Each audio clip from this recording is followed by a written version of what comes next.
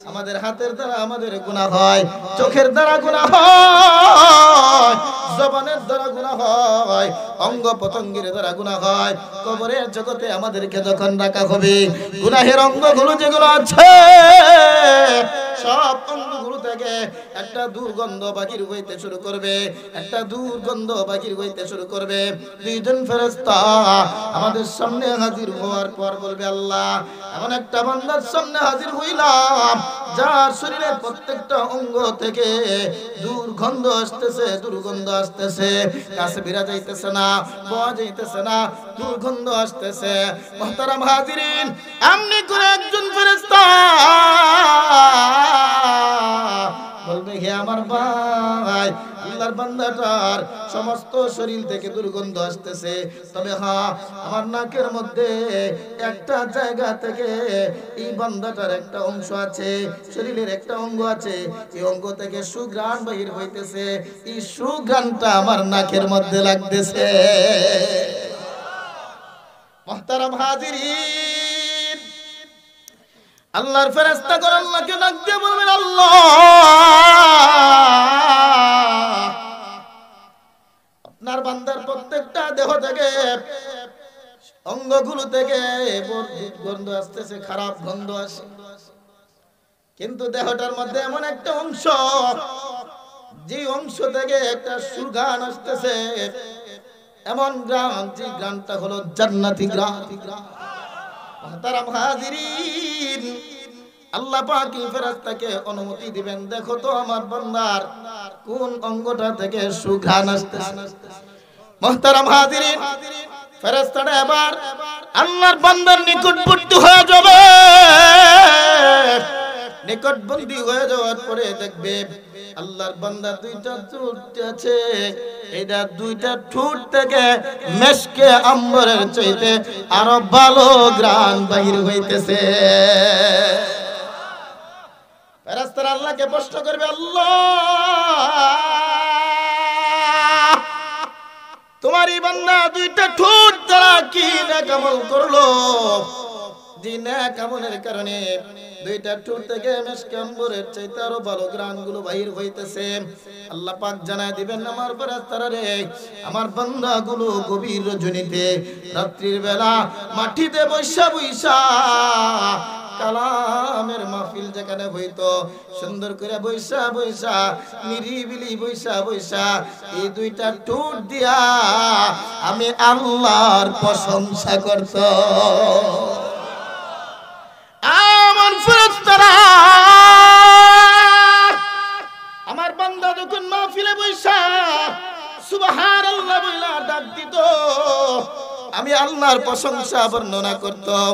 আমার বান্দা যখন আমি আল্লাহকে আল্লাহ বইলা ডাক দিত, আমি আল্লাহ তার প্রতি এত খুশি হইতাম, আমি আল্লাহর পবিত্রতা ঘোষণা করার কারণে আমি আল্লাহ আজকে কবরের দিনে তার এই জবানগুলোর মধ্যে এমন একটা ঘ্রাণ ফিট করে দিয়েছি, যে ঘ্রাণটা হলো আমি আল্লাহর জান্নাতি ঘ্রাণ। মুহতারাম হাজিরিন, কবরের জগতে আমরা যাইব না, যাইব না? আমার নামার এই দিন আমার আপনার ঠোঁট দেখে মেশকে আম্বরের চাইতে আরো দামি ঘ্রাণ বাহির হওয়া, এটা আমরা প্রত্যেকে চাই না, চাই না? তাহলে জোরে জোরে সুবহানাল্লাহ বলবেন তো, আলহামদুলিল্লাহ। আকরাদুল্লাহ করদান হাসানা ইযাইফু লাহুম ওয়া লাহুম আজরুন কারীম। মুহতারাম হাজিরিন, আল্লাহ পাক রব্বুল আলামিন নারী এবং পুরুষ সকলকে এই আয়াতের মধ্যে সম্বোধন করে বলতেছেন, হ্যাঁ নারী জাতি এবং পুরুষ জাতিরা, তোমরা যারা আমি আল্লাহর রাস্তায় দান করবা, সদকা করবা, ইন্নাল মুসাদ্দিকিনা ওয়াল মুসাদ্দিকাত,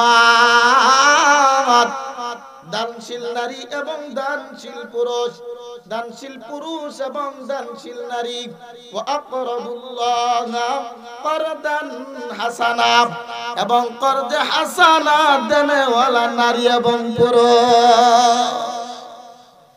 মুহতারাম হাজিরিন, আল্লাহ পাক রব্বুল আলামিন দানশীল পুরুষ এবং দানশীল নারী, করজে হাসানা দেনওয়ালা পুরুষ এবং করজে হাসানা দেনওয়ালা নারীর কথা উল্লেখ করার পর আল্লাহ বলতেছেন, হে দানশীল পুরুষেরা এবং দানশীল নারীরা, তোমরা যারা আমি আল্লাহর সন্তুষ্টির জন্য দান করবা, তোমরা যারা আমি আল্লাহর সন্তুষ্টির জন্য করজে হাসানা দিবা, ইউযাইফু লাহুম, আমি আল্লাহ তোমাদের এই দানগুলোকে বহু গুণে বৃদ্ধি করে দিবা, বহু গুণে বৃদ্ধি করে দিবা। মুহতারাম হাজিরিন, যে দান আপনি করবেন আমি করব। আল্লাহ আয়াতের এই অংশে বলেন, আমি আল্লাহ তোমাদের দান এবং সদকাকে বহু গুণে বৃদ্ধি করে দিব। শুধু তাই নয়, আল্লাহ বলেন ওয়ালাহুম আজরুন কারীম, আমি আল্লাহ তোমাদেরকে সম্মানিত পুরস্কার দিবা। মুহতারাম হাজিরিন, এই হলো আমার তেলাওয়াতকৃত আয়াতের শাব্দিক তরজমা। মুহতারাম হাজিরিন, ইউযাইফু লাহুম দ্বারা আল্লাহ যে বহু গুণে বাড়ায়া দিবেন, এটারও একটা ব্যাখ্যা আছে। ওয়ালাহুম আজরুন কারীম, এটারও একটা ব্যাখ্যা আছে, আপনারা শুনবেন তো ইনশাআল্লাহ। মুহতারাম হাজিরিন, ইউযাইফু লাহুম, যারা সদকা করবে, দান করবে, দানশীল পুরুষ এবং নারী, করজে হাসানা দেনেওয়ালা পুরুষ এবং নারী। মুহতারাম হাজিরিন, পৃথিবীতে তো এখন এমন একটা অবস্থা দেখা দিছে, করজে হাসানা যে একটা আছে আমল, মানুষকে করজে হাসানা দিতে হয়, এটার অস্তিত্ব বর্তমানে আছে না নাই? আছে না নাই? করজে হাসানা বুঝছেন আপনারা? করজে হাসানা বলা হয় হাওলাত দেওয়া, যেটারে বলে। আপনি 100 দিবেন, পরবর্তীতে আপনার ভাইয়ের হাজত শেষ হওয়ার পরে 100ই ফিরে আনিবেন, এটার নাম হলো করজে হাসানা। বলেন তো বর্তমান জগতে করজে হাসানা আছে না নাই? আছে না নাই? মুহতারাম হাজিরিন, করজে হাসানা এখন নাই, মানুষ এখন আরেকটার সাথে জড়িত। মুহতারাম হাজিরিন, এটার সাথে মানুষ জড়িত, এটার সোজা বাংলা নাম হলো সুদ। কিন্তু যারা সুদ খায় এরা কিন্তু সুদ বলে না, এখন হলো ডিজিটাল জমানা, এরা কেউ বলে ইন্টারেস্ট, আর কেউ বলে হাদিয়া। কেউ বলে কি? হাদিয়া। হাদিয়া খায় তারা। মুহতারাম হাজিরিন, বলেন তো এই সুদের প্রচলন আমাদের মধ্যে কম না বেশি? কম না বেশি? করজে হাসানার অস্তিত্বই নাই। এখন সব মানুষের মধ্যে সুদের একটা সম্পর্ক ঢুকে গেছে। সমাজের মধ্যে এখন করজে হাসানা বলতেই নাই। ভাই ভাইকে করজে হাসানা দেয় না, ছেলে বাবাকে করজে হাসানা দেয় না, সুদের সাথে সবাই জড়িত হয়ে গেছে। আপন ভাই বিপদে পড়লে আপন ভাইও কি চাই? সুদ চাই। ছেলে বিপদে পড়লে বাবার কাছে টাকা চাইলে সুদ চাই, ভাই বিপদে পড়লে ভাইয়ের কাছে ভাইয়ের সুদ চাই। মুহতারাম হাজিরিন, সুদ এমন একটা প্রবণতা ধারণ করছে বর্তমান সমাজে। করজে হাসানার যে একটা অস্তিত্ব ছিল, করজে হাসানা যে আল্লাহ পাকের একটা বিধান, এই বিধানটাকে একবারে মিটিয়ে দিয়েছে। কিন্তু মুহতারাম হাজিরিন, করজে হাসানা দিলে লাভ আছে না নাই? আছে না নাই? আপনাদের সামনে ইনশাআল্লাহ পেশ করব। আগে মুহতারাম হাজিরিন, ইউযাইফু লাহুম যে বলছি, আল্লাহ পাক আমাদের আমলগুলোরে, দান এবং সদকাকে 10 গুণ থেকে 700 গুণ পর্যন্ত বাড়ায় দিবেন। 10 গুণ থেকে কয় শত গুণ পর্যন্ত? 700 গুণ পর্যন্ত আল্লাহ বাড়ায় দিবেন। আপনাদের প্রধান অতিথি সাহেব এসে পড়ছেন, সকালে বলেন আলহামদুলিল্লাহ। মুহতারাম হাজিরিন, 10 গুণ থেকে 700 গুণ পর্যন্ত বাড়ায়া দিবেন। এই দুইটা আলোচনা করব, কিভাবে আল্লাহ পাক 10 গুণ থেকে 700 গুণ পর্যন্ত বাড়ায়া দেন। যা দান করবেন তার 10 গুণ আল্লাহ বাড়ায়া দিবেন। এর একটা উদাহরণ আমি আপনাদের সামনে পেশ করি। মুহতারাম হাজিরিন, হযরতে রাবিয়া বসরির নাম আপনারা শুনছেন না? শুনছেন না? শুনছেন না? শুনছেন না? আল্লাহর ওলি ছিলেন না? ছিলেন না? রাবিয়া বসরি আল্লাহর ওলি, নিঃসন্দেহে ওনার বাড়িতে একদিন 2 জন দরবেশ আল্লাহর ওলি মেহমান হলেন। কি হলেন? আল্লাহর ওলি মেহমান হলেন। মুহতারাম হাজিরিন, এই 2 জন আল্লাহর ওলি যে ওনার বাড়িতে মেহমান হইছেন, ওনারা 3 দিনের উপবাস। কয় দিনের উপবাস? কয় দিনে? 3 দিনের উপবাস। মুহতারাম হাজিরিন, 3 দিনের উপবাস দুইজন আল্লাহর ওলি রাবিয়া বসরির বাড়িতে গেলেন। 3 দিনের উপবাসের কারণে আল্লাহর ওলিদের পেটগুলো পিঠের সাথে লেগে গেছে, খোদার যন্ত্রণায় ছটফট করতেছেন। খোদা নিবারণের জন্য রাবিয়া বসরির বাড়িতে গিয়ে হাজিরা দিলেন। হাজিরা দেওয়ার পর রাবিয়া বসরিকে উদ্দেশ্য করে বলতেছেন, আরে রাবিয়া, আমরা 1 দিন 2 দিন নয় 3 দিন ধরে উপবাস, আজকে আপনার বাড়িতে আমরা হাজিরা দিলাম, মেহমান হয়ে গেলাম, আমাদের সামনে আপনি কিছু খাবারের ব্যবস্থা করে দেন। মুহতারাম হাজিরিন, রাবিয়া বসরি তখন ঘরের ভিতরে প্রবেশ করলেন। ঘরের ভিতরে প্রবেশ করার পরে দেখলেন ওনার ঘরের মধ্যে মাত্র 2 খানা রুটি আছেন। এই 2 খানা রুটি ব্যতীত অন্য কোনো খাবারের ব্যবস্থা না। মুহতারাম হাজিরিন, 2 জন আল্লাহর ওলি ওনার বাড়িতে হাজির।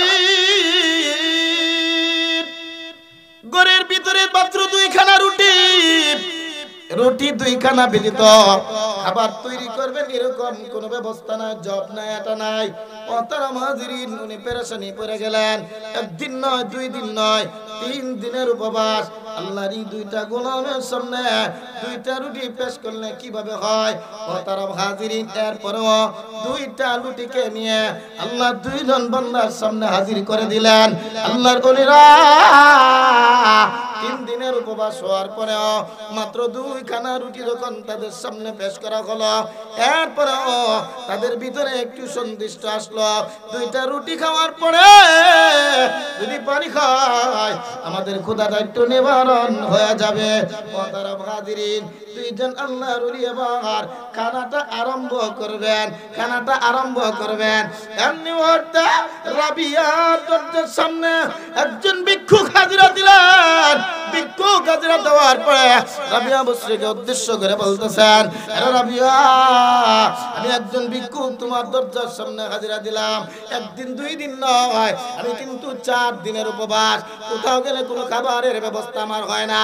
আমি একটা আশা ভরসা নিয়ে আসলাম, তোমার দরবারে আসতে খাবারের ব্যবস্থা হয়ে যাবে। আমার যদি খানার ব্যবস্থা না হয় আমি হয় পৃথিবীর জগতে আর বসতে পারবো না। মুহতারাম হাজিরিন, এমনি মুহূর্তে মেহমান 2 জন আল্লাহর ওলি রুটি খাওয়া আরম্ভ করবেন। রাবিয়া বসরি 2টা রুটি আল্লাহর ওলিদের সামনে থেকে নিয়ে ভিক্ষুককে দিয়ে দিলেন। মুহতারাম হাজিরিন, 2 জন মানুষ 3 দিনের উপবাস, মাত্র 2টা রুটি তাদের সামনে পেশ করা হয়েছিল। এরপরে 2টা রুটি যদি আবার নিয়ে যায়, বলেন তো মনের পরিস্থিতিটা ভালো থাকবে না খারাপ হবে? মুহতারাম হাজিরিন, এরপর আল্লাহর ওলিরা নীরব নিস্তব্ধ। রাবিয়া আমাদের থেকে 2টা রুটি নিয়ে গেছেন, ভিক্ষুককে দিয়ে দিয়েছেন। মুহতারাম হাজিরিন, সামান্য একটু সময় অতিবাহিত হয়ে গেল। এমনি মুহূর্তে একটা বাদী রাবিয়া বসরির সামনে হাজিরা দিলেন। হাজিরা দেওয়ার পরে বললেন, ও রাবিয়া, আমার মালিক আপনার জন্য কিছু রুটি হাদিয়া দিয়েছেন এবং আমার মালিক আপনার জন্য 1 পেয়ালা গোশত ভর্তি করে দিয়েছেন। মুহতারাম হাজিরিন, রাবিয়া বসরির সামনে রুটিগুলো রাখা হলো। রাবিয়া বসরি রুটিগুলো আবার গুনতে শুরু করলেন। 1টা 2টা 3টা এরকম ভাবে গলতে শুরু করলেন। গোনার পরে দেখলেন সর্বমোট রুটি হইল 18টা। কয়টা রুটি? আরো জোরে বলেন, কয়টা? মুহতারাম হাজিরিন, রাবিয়া বসরি বাদীকে উদ্দেশ্য করে গেলে, বাদী, রুটিগুলো কি তুমি আমার জন্য আনছো না অন্য কারো জন্য নিয়ে আসছো? মুহতারাম হাজিরিন, বাদী ডাক দেয়া বলে, ও রাবিয়া বসরি, আমার মালিক বলছেন আপনার জন্য নিয়ে আসার জন্য। আমি তো আপনার দরবারে নিয়ে আসলাম এবং আপনার কাছেই আমি পেশ করলাম। রাবিয়া বসরি বলে, না রে, বাজি তুমি মনে হয় কোন ধরনের ভুল করেছ, রুটিগুলো আমার না, এই রুটিগুলো আমার কাছে আসতে পারে না, রুটিগুলো নিয়ে যাও, এই রুটিগুলো আমার না। মুহতারাম হাজিরিন, আল্লাহর বান্দী তখন বলতে শুরু করলেন, আর যদি আপনার না হয় আমার মালিকের কাছে এগুলো আমি ফেরত নিয়ে যাব। মুহতারাম হাজিরিন, আল্লাহর বান্দী তখন রুটিগুলো ফেরত নিয়ে গেলেন, মালিকের সামনে নিয়ে পেশ করলেন। মালিক গো, রাবিয়ার কাছে যখন আমি হাজিরা দিলাম, রুটিগুলো রাবিয়া বাহির করলো, একটা একটা করে গুনতে শুরু করলো। 18 খানা রুটি যখন দেখলো, রাবিয়া বলল, এই রুটি বলি উনি আপনি ওনার জন্য পাঠান নাই, আমি মনে হয় ভুল করে চলে গেছি, এই জন্য উনি রুটিগুলো গ্রহণ করেন নাই। মুহতারাম হাজিরিন, মালিক কোনো জবাব দেয় নাই, কোনো কথা বলে নাই, আরো 2টা রুটি বৃদ্ধি করে বললেন, হে আমার বদি, এই রুটিগুলি নিয়ে মালিকের দরবারে আবারও তুমি রাবিয়া বসরির দরবারে চলে যাও। মুহতারাম হাজিরিন, 2টা রুটি বৃদ্ধি করে দেওয়ার পরে মোট 20টা রুটি নিয়ে আবারও বাদী রাবিয়া বসরির দরবারে হাজির। কার দরবারে হাজির হলেন? রাবিয়া বসরির সামনে যখন হাজিরা দিলা, রাবিয়া বসরি তখন একটা একটা করে গণনা শুরু করে দিচ্ছে। গণনা শেষ মুহূর্তে দেখলেন 20টা রুটি, উনি এই 20টা রুটি গ্রহণ করলেন, গোশতের পেয়ালাটাও গ্রহণ করলেন। 2 জন দরবেশ আল্লাহর ওলির সামনে এগুলো পেশ করে দিলেন। মুহতারাম হাজিরিন, 3 দিনের উপবাস, 4th দিনের অধিক সময়গুলো অতিবাহিত হয়ে গেছে। 2 জন আল্লাহর ওলি রুটিগুলো পায়া খাওয়া শুরু করে দিয়েছেন, আরম্ভ করে দিয়েছেন, খাইতেছেন।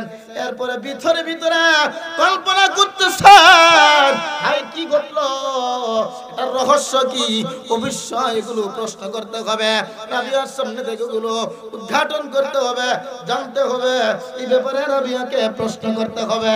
মুহতারাম হাজিরিন, এক পর্যায়ে আল্লাহর ওলিরা কানা দানা শেষ করে দিলেন। শেষ করার পরে রাবিয়াকে ডাকে, রাবিয়া রে, প্রথম তুমি 2টা রুটি দিলা, এই 2টা রুটি তুমি আবারও ভিক্ষুককে দিয়া দিলা, তোমার কাছে 18টা রুটি আসলো, গ্রহণ করলা না, অতঃপর যখন 20টা আসলো গ্রহণ করলা, এরপর আমাদেরকে খাইতে দিলা, ঘটনা কি রে রাবিয়া, এগুলো আমাদের সামনে বর্ণনা করো। মুহতারাম হাজিরিন, আল্লাহর ওলি রাবিয়া বসরি বলতেছেন, ও আল্লাহর মেহমানরা, আপনারা আমার বাড়িতে হাজিরা দিয়েছেন, আপনারা আমার মেহমান না, আপনারা হলেন আমার আল্লাহর মেহমান। আমার বাড়িতে আপনারা আসছেন, বাড়িটা আমার, কিন্তু মেহমান হইলেন আপনারা আল্লাহ। কার মেহমান? 3 দিনের উপবাস, 2টা রুটি 2 জনকে দিলে পর্যাপ্ত পরিমাণ খাবার হবে না? হবে না? হবে না। আপনাদের সামনে এই 2টা রুটি যদি আমি দেই, তাহলে আপনাদের ক্ষুধা নিবারণ হবে না।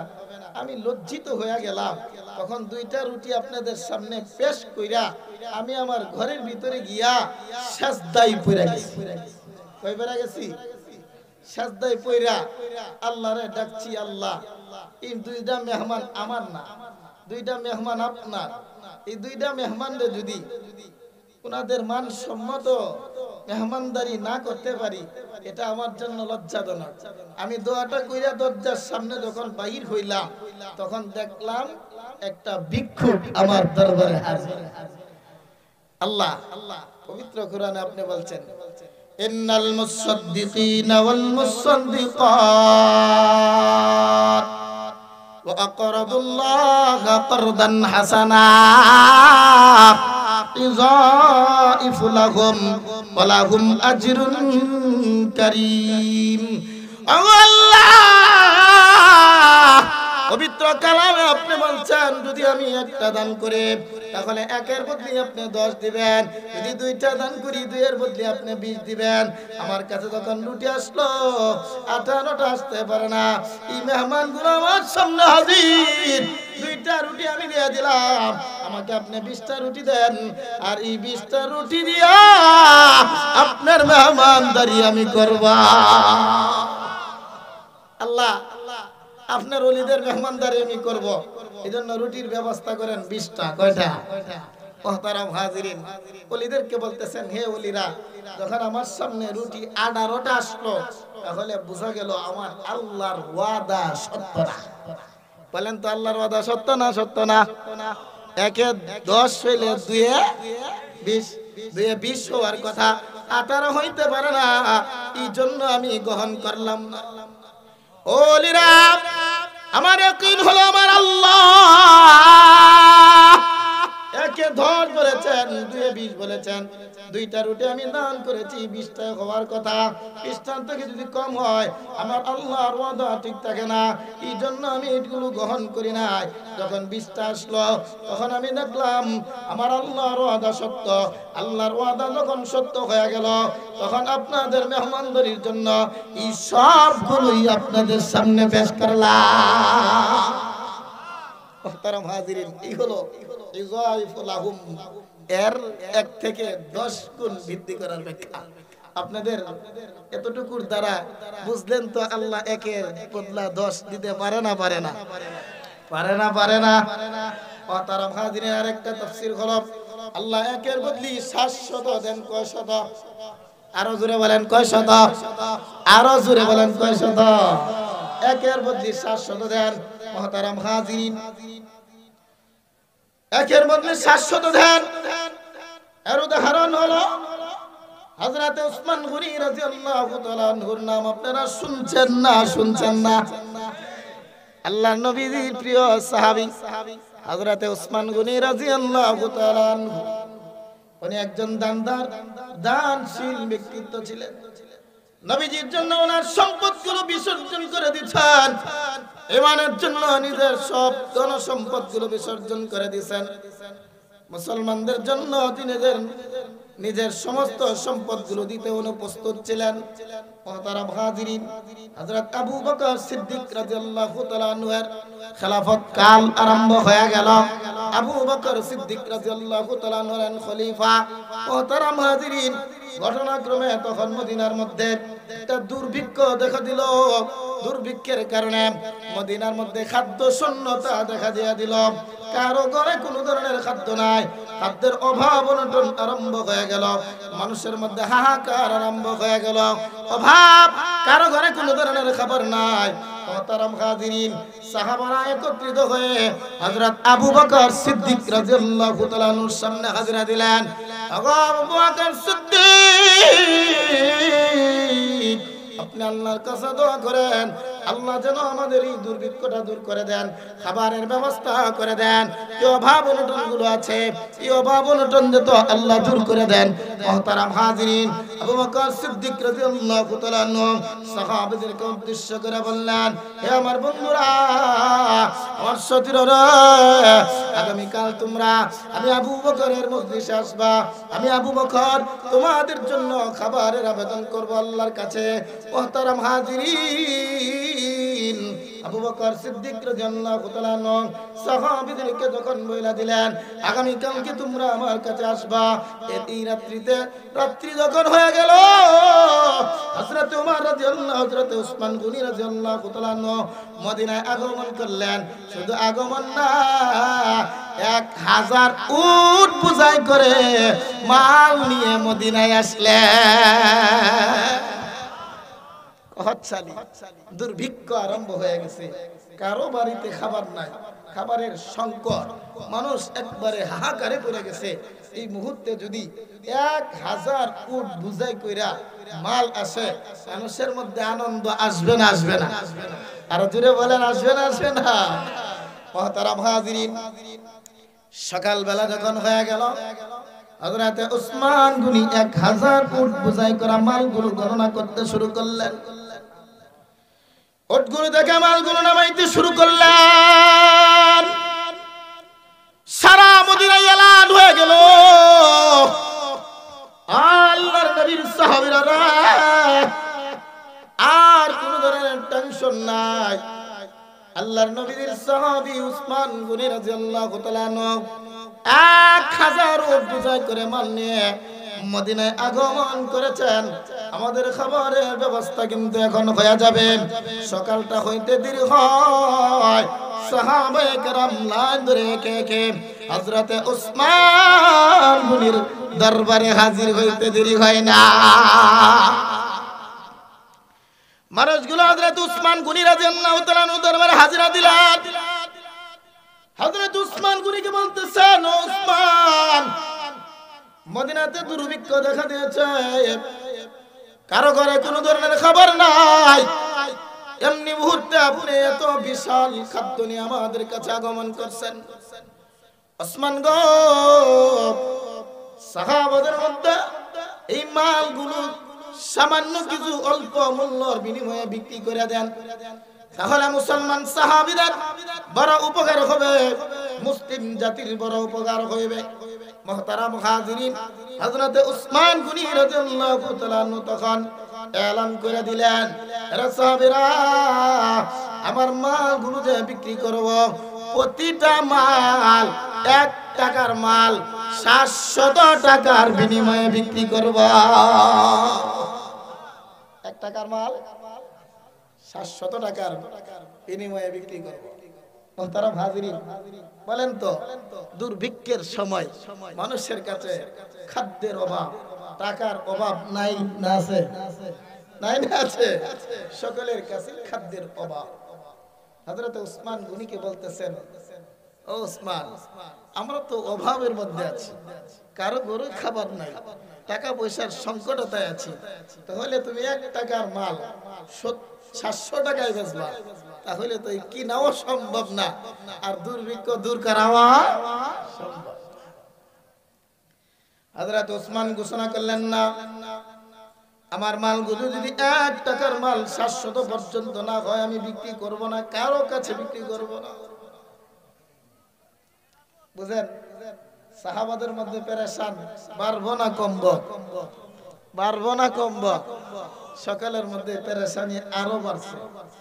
এমনিই নাই খানা, আরো আল্লাহর নবীর সাহাবী উসমান, যিনি ইসলামের জন্য একটা জানবা, উনি বলতেছেন 1 টাকার মাল বেচবেন 700, মালগুলো তো আমি বিক্রি করছি, উনার কাছে বিক্রি করছি, যিনি 1 টাকার মালের বিনিময়ে 700 দিয়েছেন। কত দিয়েছেন?